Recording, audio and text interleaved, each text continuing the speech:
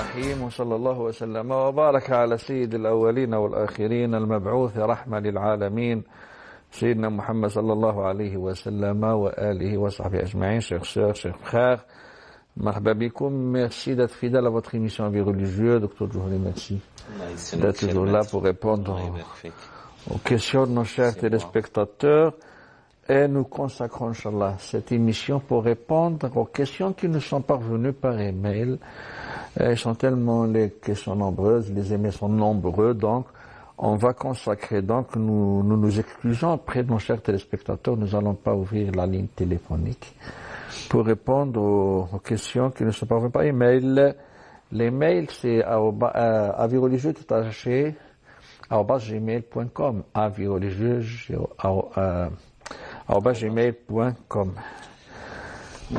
Première question, Dr Djouhri, que nous allons commencer par bon. Oui. Il que certains de nos frères, puisse Allah leur réserver une bonne récompense, Amin, ont créé des pages sur Facebook, oui.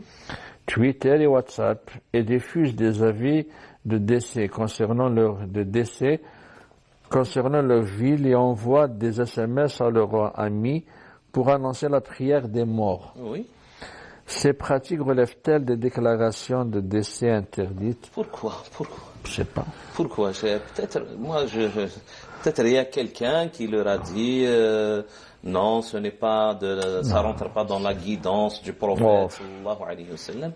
On cherche toujours à compliquer la vie, hein. Bismillah ala kulli hal. L'existence. À compliquer l'existence. Des gens. Vous savez, ce que le prophète sallallahu ta'ala alayhi wa sallam a interdit, c'est d'avoir en quelque sorte ces pratiques avec de la voix dans une mosquée. De façon peut-être à faire sortir la mosquée et à perturber les fidèles dans la mosquée qui sont en train peut-être de prier, qui sont en train d'écouter un cours, en train de réciter le Coran, de faire des évocations, etc. Le prophète sallallahu alayhi wa sallam a interdit لما واحد يقول ينشد ضالته يعني faire un appel à haute voix que j'ai perdu un chameau ou un dromadaire ou une vache, etc. Aidez-moi, etc.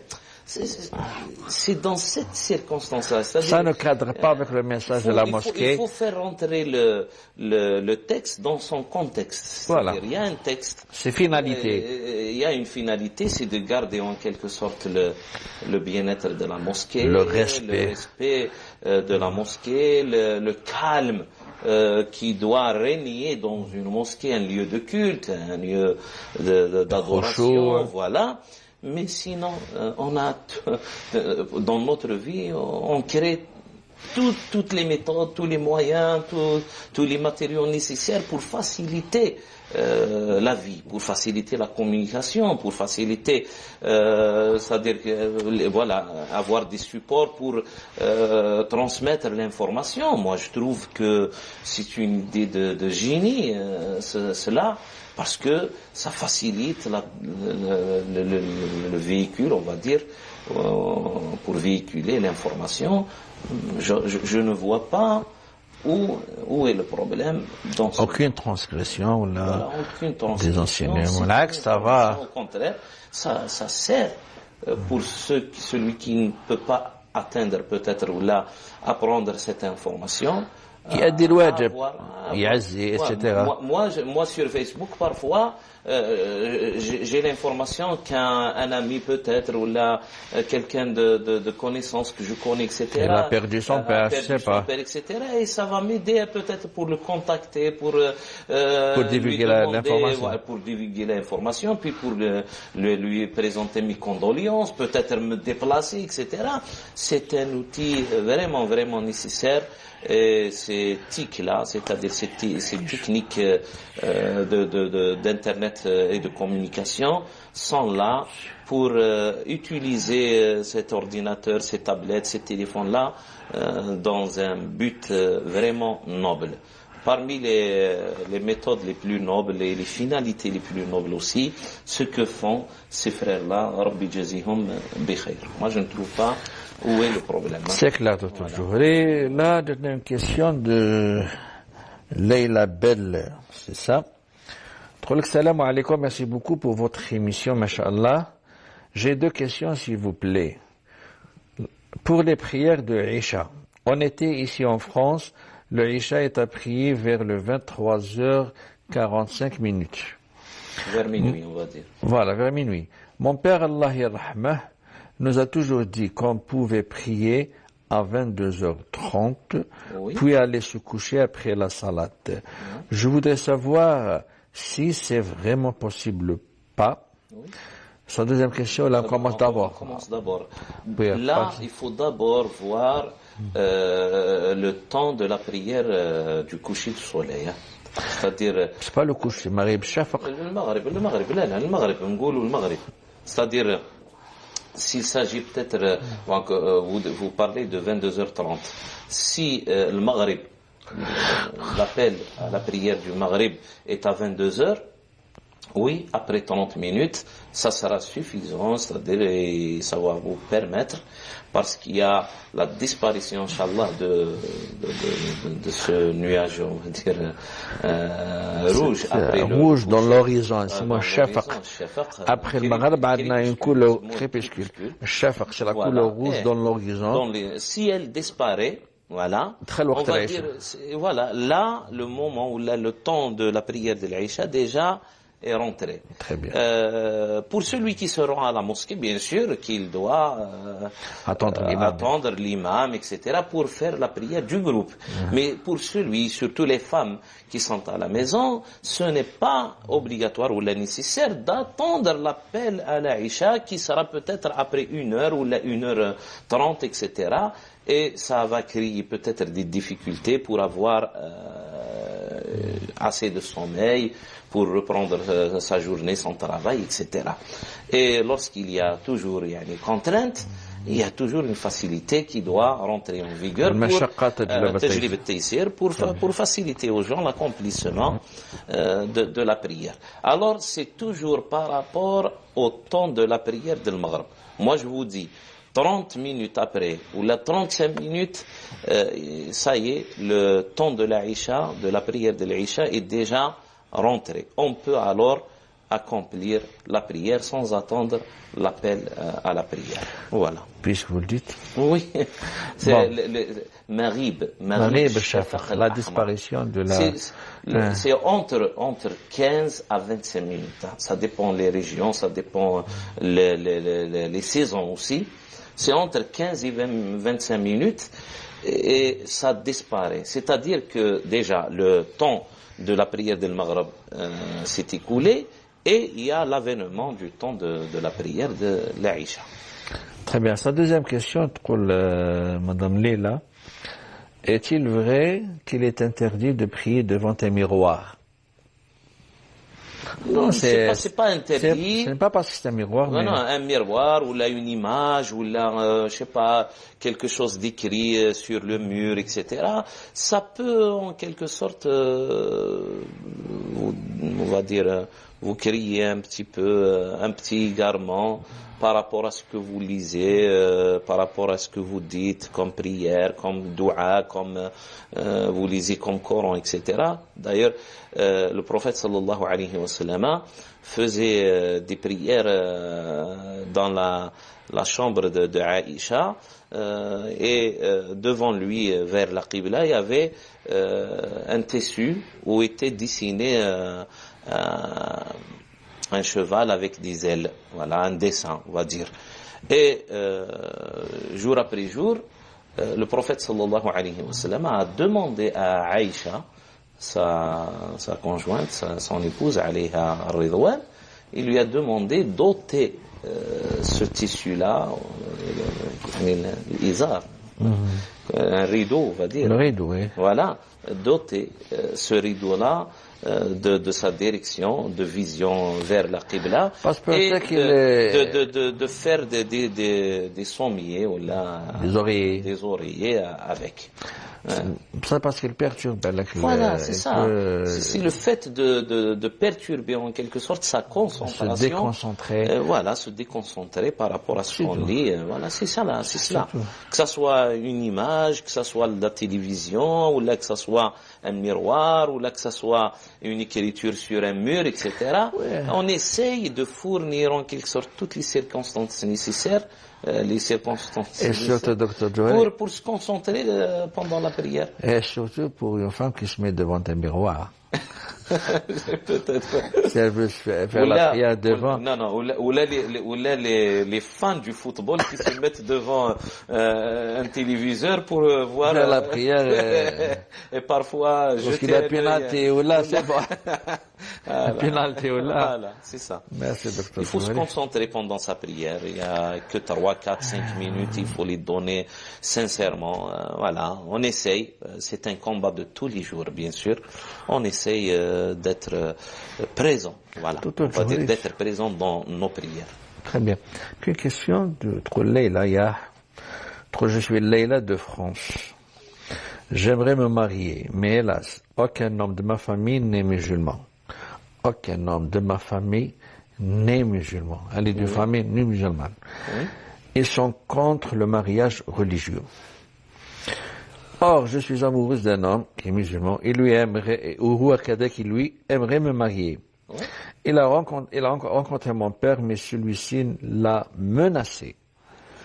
Or, elle veut toujours m'épouser. Suis-je autorisé à me marier avec cet homme sans prévenir mon père et ma famille, car j'ai peur des représailles, et aussi car personne de ma famille n'est musulman.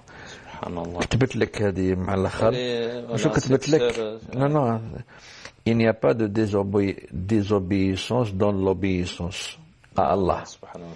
Barakallahu fikum, votre réponse, Inch'Allah. C'est vrai, il n'y a pas de désobéissance dans l'obéissance à Allah. Non, il n'y a pas d'obéissance dans la désobéissance à Allah. Mais et il n'y a pas de désobéissance pour son père quand on obéit à Allah. C'est vrai, elle a très bien formulé. Très bien formulé, c'est vrai. Oui. Si vous avez en quelque sorte. Apparemment, on n'a pas besoin de réponse parce qu'elle a répondu finalement. C'est ça. Si vous avez le courage, vous prenez votre courage à deux mains et faut assumer son choix. Faut assumer son choix et essayer aussi de vous couvrir de la loi et des autorités. Parce que là, vous dites que vous êtes sujet de menaces, de représailles, etc. C'est grave.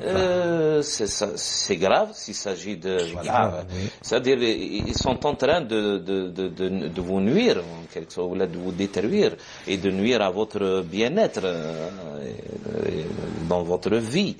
Là, vous prenez votre décision, allez vers un mariage, même qu'il soit civil avec des témoins, bien sûr, même qu'il n'y a pas le consentement ou l'accord de votre tuteur, et là, il n'est plus votre tuteur.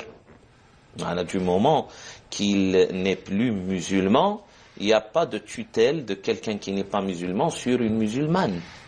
Et d'ailleurs, quand une femme se convertit à l'islam, et c'est vrai tuteur, s'il y a bien sûr, on va dire, litige, s'il y a litige, quand elle se convertit à l'islam, il n'y a plus d'autorité en quelque sorte et de tutelle de la part de quelqu'un qui est resté sur sa religion, sur une musulmane qui s'est convertie à l'islam, lorsqu'il s'agira de son mariage. Là, elle doit prendre un imam, on va dire, un érudit, quelqu'un d'estimable dans la société, de considérable, etc. Et elle va le prendre comme tuteur. Alors vous êtes dans la même situation. Essayez de prendre quelqu'un, il s'agit peut-être d'un imam, d'un homme de noblesse dans la communauté musulmane, le prendre comme tuteur, et aidez-vous par les instances et les autorités de votre pays, là où vous vivez, pour vous protéger de toute menace de représailles de la part de ceux que vous considérez qui sont de votre famille, que ce soit vos frères, que ce soit vos oncles, ou là, que ce soit votre père, etc. à fait. Et du moment que vous êtes majeur, Allah Ibarak, vous avez 24 ans, comme elle a dit. Non, on n'a pas précisé. Ah, d'accord. Mais quand même, vous êtes majeur et vous pouvez prendre cette décision-là de vous marier et de bâtir votre sujet de mariage. Donc. Voilà, et c'est le mariage est nécessaire dans notre cheminement vers Allah subhanahu wa ta'ala. Et le prophète sallallahu alayhi wa sallam nous a incité à nous marier. تزوجوا تناكحوا تناسلوا فإني مباهم بكم الأمم يوم القيامة يا معشر الشباب من استطاع منكم الباءة فليتزوج فإنه أغض للبصر وأحسن للفرج. Il y a beaucoup de propos prophétiques qui incitent au mariage parce que le mariage est un régulateur, on va dire. Non, sa question pour le bien mariage, pour cerner le problème. C'est-à-dire, le mariage est un régulateur de ce qu'on appelle les comportements dans la société. Mais pour sa question, elle est autorisée à se marier, même sans le consentement de son père. Non, déjà, son père biologique n'est plus son tuteur légal aux yeux de la religion. Par rapport au mariage. Par rapport Très bien. Il n'est plus son tuteur. Une question, docteur Jouhri. L'épouse peut-elle cotiser avec son époux pour trouver le prix d'un bélier à sacrifier le jour de la fête? Pour la cotisation, non. Pour la cotisation, non. Mais elle peut lui donner comme donation cet argent-là. C'est-à-dire, elle va l'aider, lui donner une certaine somme pour qu'il achète un billet, mais le billet sera sacrifié à son nom, à lui. Et puis il va rajouter ses enfants, sa femme, même d'autres personnes dans ce qu'on appelle l'ajr, la récompense. Mais être associé dans un billet, c'est-à-dire pour acheter un billet pour le sacrifice de l'Aïd, n'est pas permis. On peut être associé par rapport à un dromadaire ou un bœuf, voilà, jusqu'à 7 personnes. Mais concernant le billet, que ce soit un mouton ou un chevreau, là, on ne peut pas s'associer pour acheter un seul billet et le sacrifier, c'est-à-dire à 2 ou à 3 ou à 4. Chaque personne doit sacrifier un mouton ou un chevreau à son compte, on va dire, et il peut associer dans la récompense, non pas dans l'acquisition de ce bélier-là, il peut, on va dire, associer d'autres personnes dans la récompense, l'ajr, comme a fait le prophète sallallahu alayhi wa sallam, à chaque l'Aïd, chaque grande fête, il sacrifiait 2 moutons.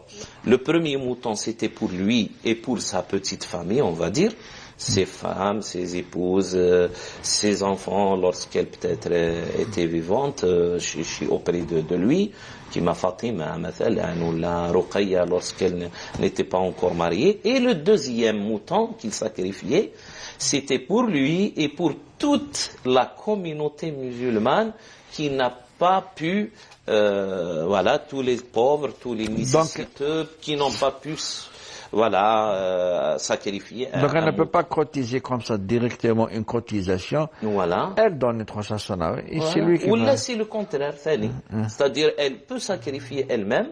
Lorsque son mari lui donne une certaine somme par donation, voilà, elle achète à son compte le mouton, elle fait cette intention-là que ça sera son sacrifice à elle, et elle va associer son mari. Mais le fait ses enfants, qu'elle lui donne l'argent avec l'intention, c'est une cotisation. Non, c'est pas ça. Dans ses finalités. Mais quand même. Quand même, ça sera une donation. Ce n'est pas une cotisation. Très bien. Une question qui me taraude depuis un moment que voici.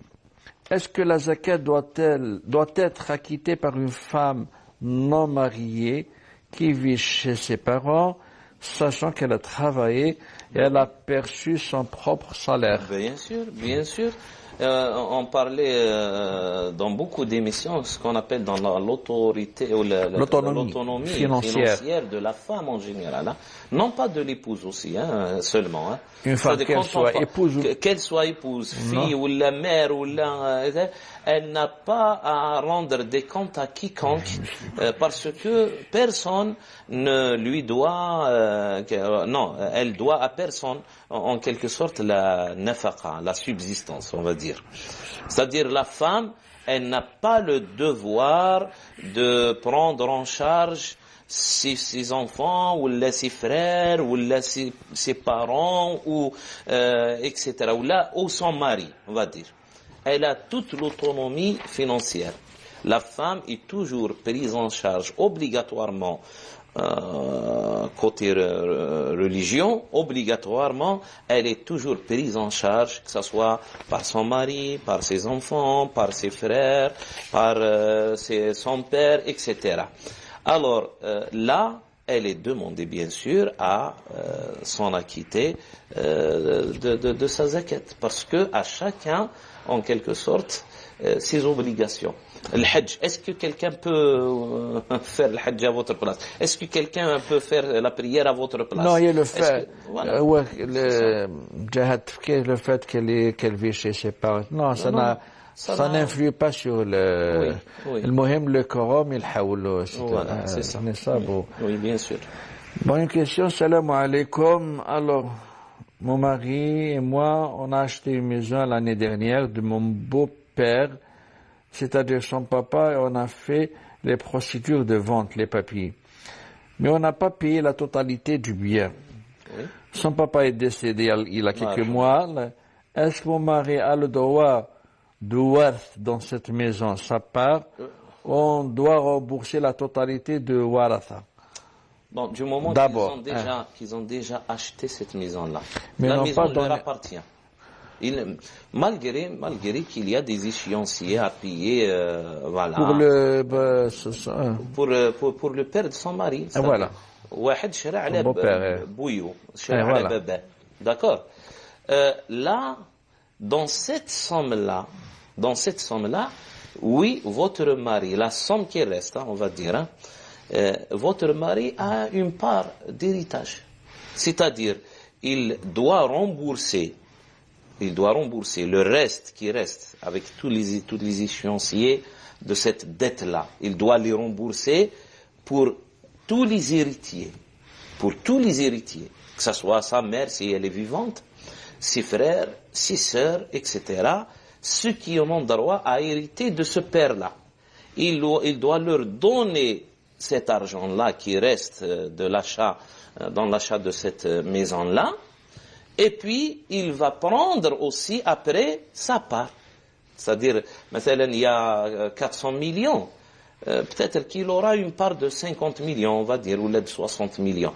Il va donner 340 pour tous les héritiers. Il va conserver sa part de l'héritage par rapport à ce bien-là qui appartenait à son père. Parce que c'est une somme qui doit revenir à son père, mais son père est mort, alors elle doit revenir à ceux qui en ont droit à hériter. Parce que cet argent-là leur appartient maintenant. Il n'appartient plus à votre père ou à son père, voilà, mais il appartient aux héritiers. Et lui, il est parmi les héritiers. Est-ce que c'est un peu clair? Non, moi c'est clair, d'abord. Même s'il prend sa part, voilà. Elle est toujours demandée dans l'obligation de rembourser. Elle va être versée Voilà, tous les héritiers. Même il a une part, même fait qu'il va rembourser une part. Voilà, comme héritier. C'est ça. Très bien, c'est clair. C'est clair, Dr. Johri. Nous allons, Dr. Johri, vers une transition. Mesdames, Messieurs, restez avec nous, Inch'Allah.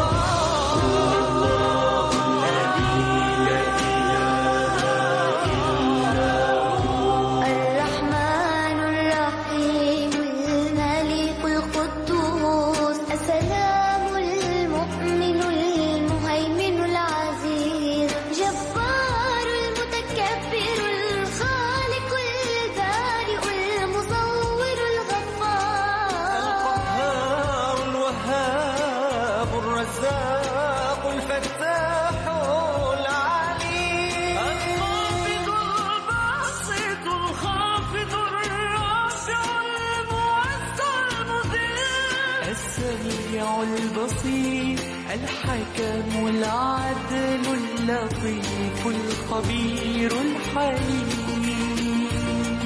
العظيم الغفور الشكور العلي الكبير الحفيظ المغيث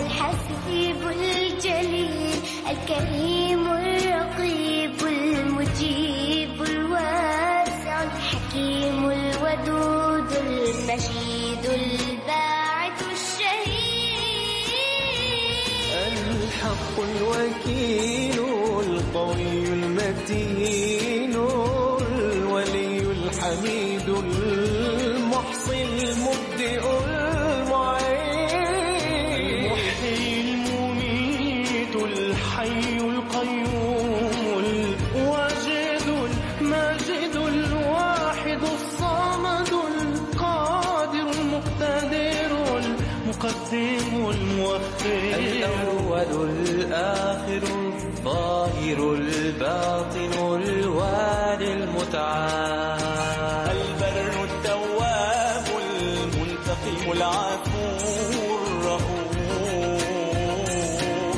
مالك الملك ذو الجلال والإكرام المقسط الجامع الغني المغني المانع الضار النافع النور الهادي البديع الباقي الوارث الرشيد الصبور ليس كمثله شيء وهو السميع البصير ليس كمثله شيء وهو السميع البصير لا إله إلا الله محمد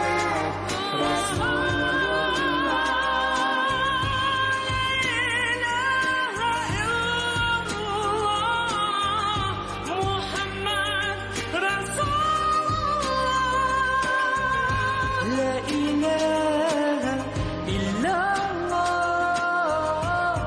محمد رسول الله لا إله إلا الله محمد رسول الله لا إله إلا الله محمد رسول الله La ilaha illallah, Sayyiduna Muhammad Rasulullah sallallahu alayhi wa sallam. Donc, nous revenons à une question, chers téléspectateurs. Voilà. Donc, j'ai deux filles, dont la plus âgée est de 6 ans et l'autre 3 ans. Quand j'ai voulu célébrer le baptême, bon, le baptême, c'est purement réservé à mais on va lire la totalité de la question. C'est sûr. Bon, le baptême, c'est par rapport au contexte. Le baptême de la première, mon père s'est mis en contact avec un boucher après avoir acheté un bélier de $400. Le boucher ne savait pas que l'animal était sacrifié dans le cadre d'un baptême. C'est pourquoi il l'a égorgé à l'abattoir et apporté la viande en morceaux. Mon intention, quant à moi, était de faire un sacrifice pour célébrer un baptême. J'ai ainsi distribué la viande aux proches, parents et aux pauvres. Une bête destinée à un tel usage peut-elle être sacrifiée à l'abattoir ou faut-il qu'elle le soit à la maison avec mention du nom de destinataire comme on le fait avec le sacrifice, yani talaïd? Si cela n'est pas permis, puis-je considérer le bélier déjà sacrifié comme une aumône et acheter un autre pour l'égorger? Si je dois faire un autre sacrifice dans le cadre de la célébration d'un autre baptême, devrais-je acheter 2 moutons à la place du bélier, étant donné que celui-ci vaut 2 moutons, et les égorger pour mes 2 filles d'un seul coup? Le bélier vaut 2 moutons, je ne sais pas. Pour les 2 filles. Bon, pour 2 filles, ça se comprend. Mais ce n'est pas parce que c'est un bélier qu'il vaut 2 moutons. Est-ce que je dois relire? Non, non, non, non. J'ai un peu Déjà, Zeda, si vous permettez, docteur Djouhri, le fait de le sacrifier, l'abattoir, n'influe pas. Voilà. Même Ta'al-Eid, Votre intention. même Ta'al-Eid, Oui. on a géré, on le sacrifie sous condition à l'abattoir. Sous condition que celui qui égorge soit. Mais non, c'est clair, ça. D'accord. Ça, Voilà. c'est clair. C'est C'est la clair, seule ça. condition, on va dire. Mais le fait qu'il soit sacrifié à l'abattoir Voilà. ou à la maison, ça n'a. Ouais. Comme on le fait dans le sacrifice de l'Aïd, non, même sacrifice de l'Aïd, déjà, On peut le faire on sacrifie à l'abattoir. Après la prière, bien Lorsqu'il sûr. s'agit Après de- la prière, que après ce la soit prière. pas à 3 heures du matin ou là. Ah, bien sûr, il faut observer Il faut observer après la prière de la fête. Du Donc, sacrifice. Djouhri, pour le répondre. C'est ça, c'est-à-dire son intention suffit dans ce domaine. Parce que c'est vous qui avez expédié en quelque sorte ce sacrifice auprès d'Allah subhanahu wa ta'ala. C'est avec quoi? C'est avec votre intention. لن ينال الله لحومها ولا دماؤها ولكن يناله التقوى منكم.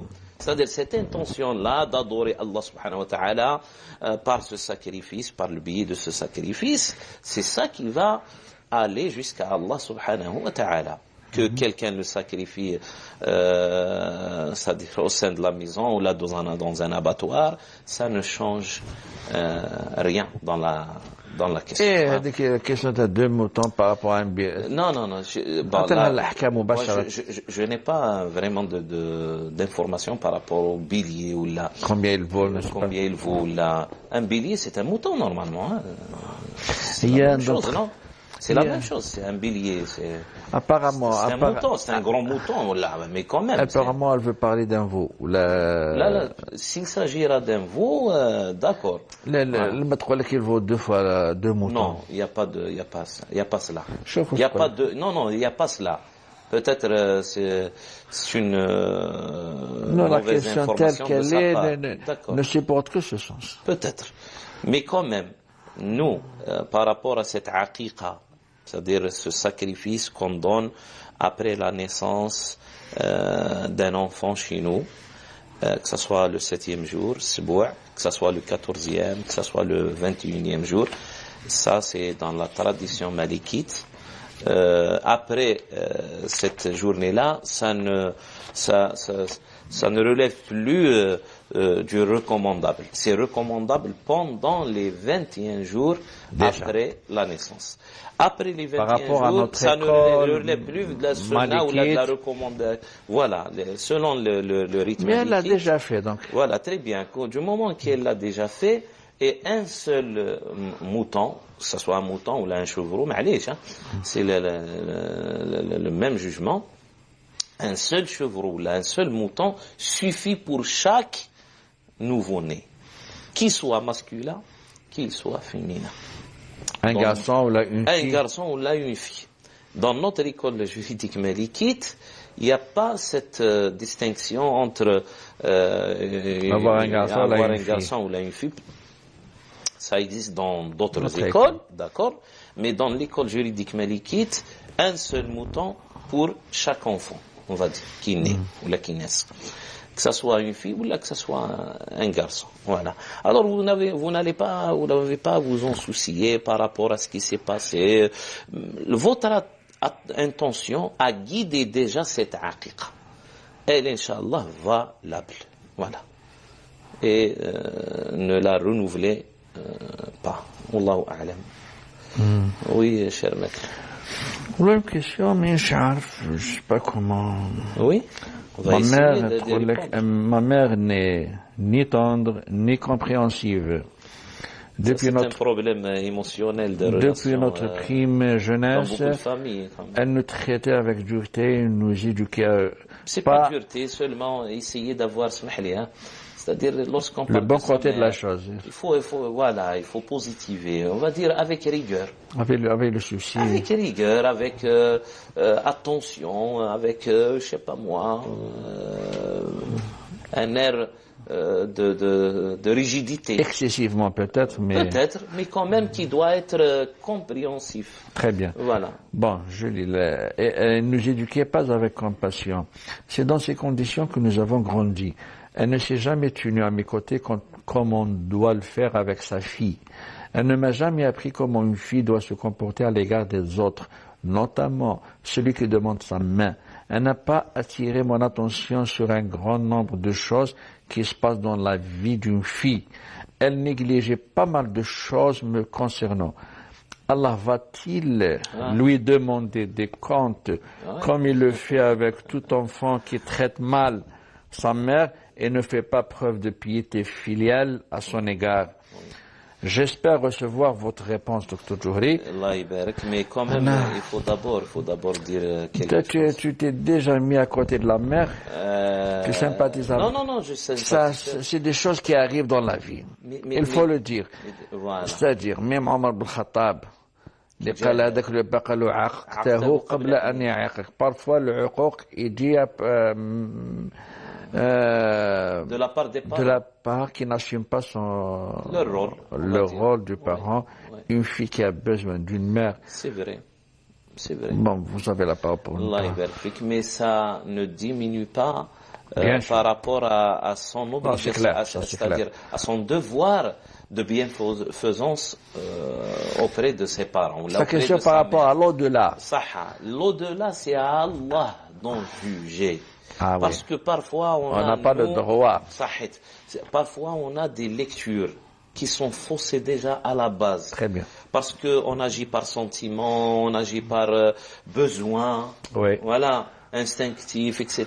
Lorsqu'on a des besoins et qu'on attend quelque chose de quelqu'un qu'on aime et puis on n'a pas cette chose-là, elle n'est pas fournie par celui qu'on aime, là on est dans la déception, dans son excès, on va dire, excessive. D'accord? كي تحب واحد بزاف وتستنى منه بزاف ما يمدلكش حاجه بسيطه تكبرها. Tu fais déçu. Voilà. Dans la déception, etc. Bon, c'est à Allah Azza wa Jalla d'en juger votre mère. On ne parle pas du cas de votre mère. On va parler du cas de ceux qui en ont une charge. Toute personne qui a une charge sur autrui, c'est-à-dire il a une responsabilité, une charge d'autrui, il a une responsabilité, il va être interrogé par Allah, subhanahu wa ta'ala. Que ce soit une charge familiale, que ce soit une charge dans le travail, que ce soit une charge politique, que ce soit une charge, je sais pas, toute charge, toute responsabilité. Inna Allaha sa'ilun kulla ra'in amma star'a hafiza مضيع. C'est-à-dire toute personne responsable, même que peut-être, je sais pas moi, il sera responsable sur une seule personne, une seule. Il sera interrogé par Allah subhanahu wa ta'ala. Mais on peut pas vous dire que ta mère ça ne veut pas dire que ça sera votre mère, on va dire, mais toute personne qui a une responsabilité, elle sera interrogée devant Allah subhanahu wa ta'ala et elle va rendre des comptes à Allah, Allah azza wa jal, si elle a bien agi ou pas.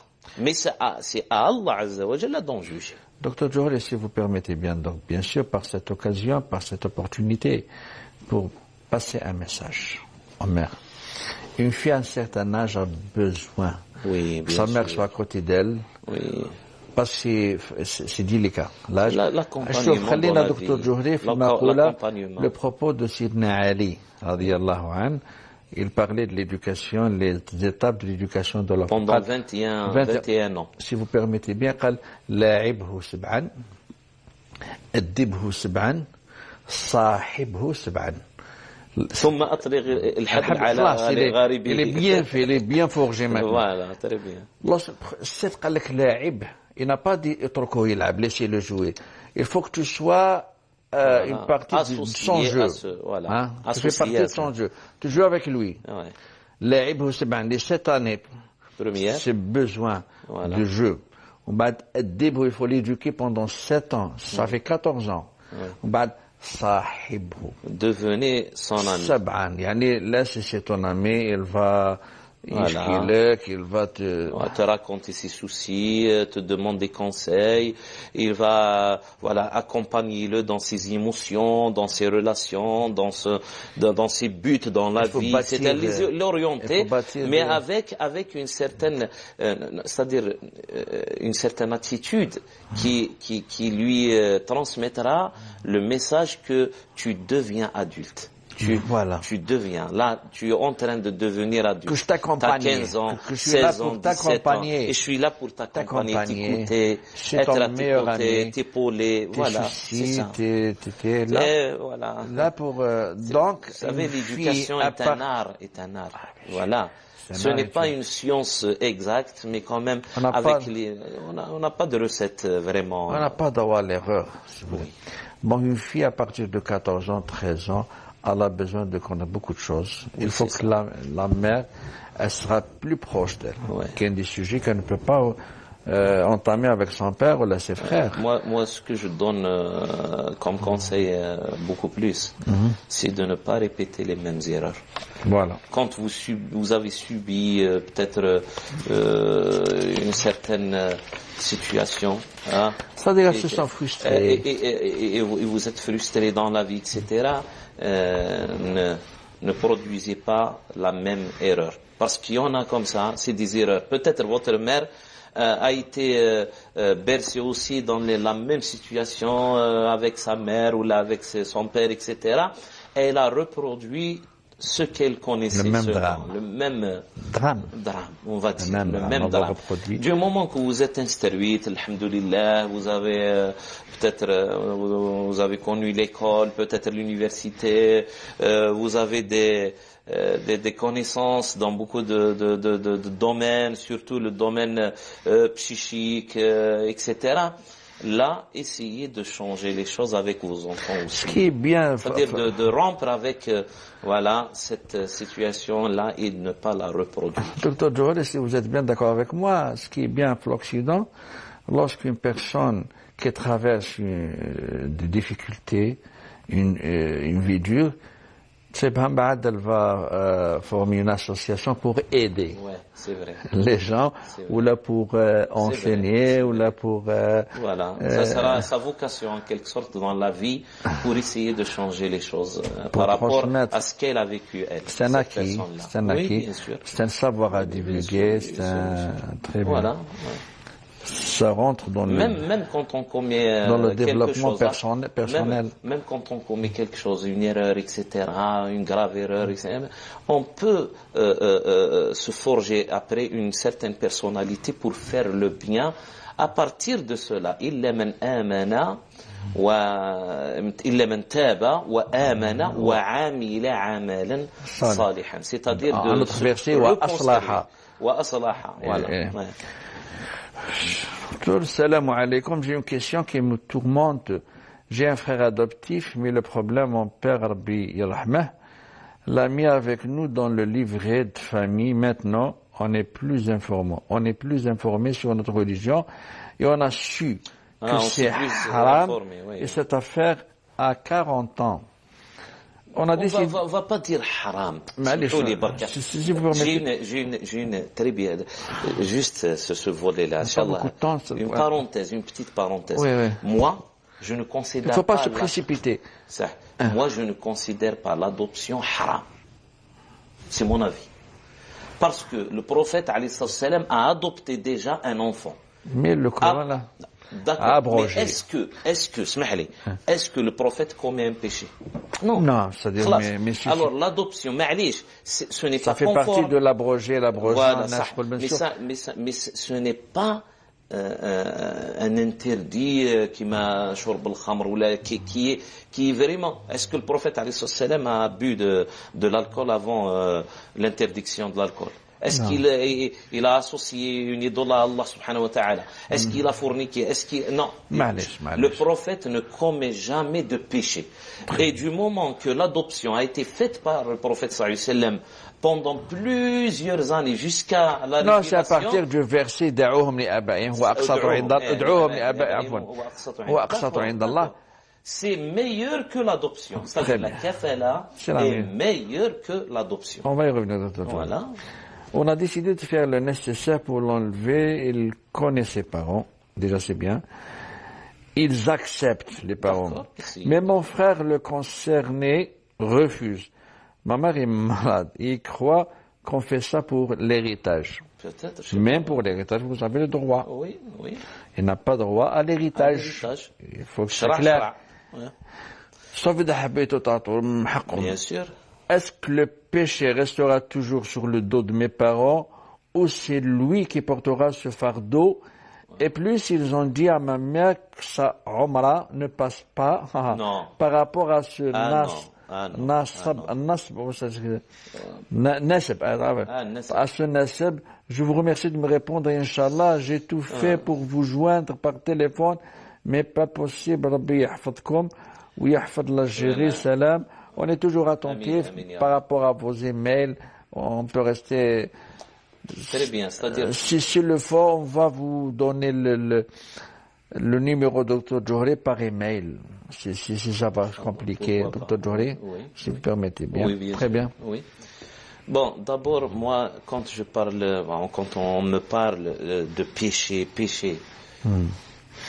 dans l'adoption, moi, je l'accepte pas. C'est par respect au prophète, sallallahu alayhi wa sallam. Moi, je n'imagine pas, je n'envisage jamais que le prophète a commis ce qu'on appelle un péché. Non, ce n'est pas le fait il y a, de non, il y a commettre. des choses qui ont été légifiées par rapport à des situations, mais cette situation-là, avant la législation islamique, on ne peut pas la qualifier de péché ou de torpitude ou de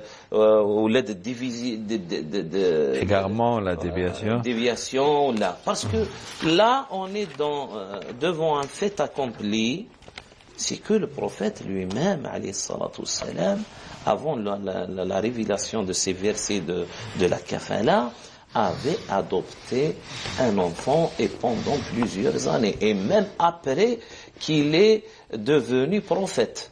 C'est-à-dire, c'est-à-dire après au moins on va dire une quinzaine ou là une vingtaine d'années que Allah subhanahu wa ta'ala a abrogé l'adoption et a légiféré aux musulmans ou l'a légiféré aux musulmans un autre moyen qui est appelé kafala.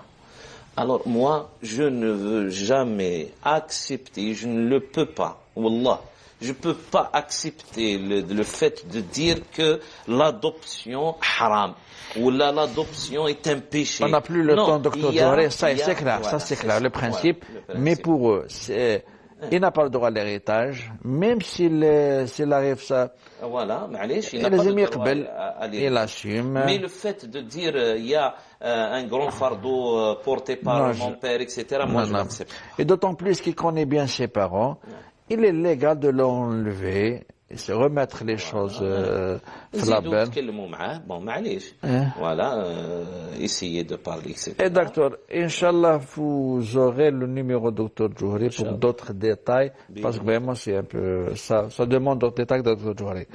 Inch'Allah, docteur Johri, merci pour votre éclairage si précieux. Mesdames, Messieurs, merci de nous avoir prêté votre attention. D'ici la semaine prochaine, دمتم في رعاية الله وحفظه والسلام عليكم ورحمة الله وبركاته.